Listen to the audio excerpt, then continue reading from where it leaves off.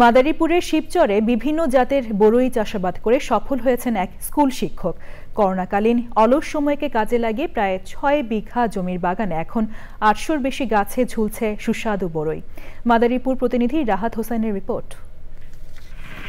জেলার শিবচর উপজেলার সোনারঘারকান্দি সরকারি প্রাথমিক বিদ্যালয়ের ভারপ্রাপ্ত প্রধান শিক্ষক মোহাম্মদ জসিম মাতবর করোনাকালে ঘরবন্দির সময়কে কাজে লাগিয়ে তিনি চুয়াডাঙ্গায় প্রশিক্ষণ নেন বরই চাষের।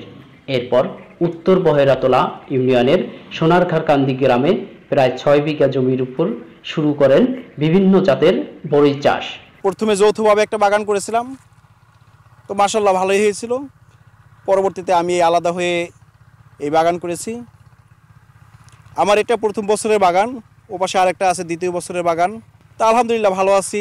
স্কুল দিনগুলোতে স্কুল করি, অবসর সময়ে শুক্র শনিবার বন্ধ থাকে, ওই সময় আমি বাগানে আসি, বাগানে এসে কাজ করি। আমার শ্রমিকরা সবসময় কাজ করে। আশা করছি আমি ১০ লক্ষ টাকার ফল বেচতে পারবো, এখন আল্লাহ ভাগটা জানে।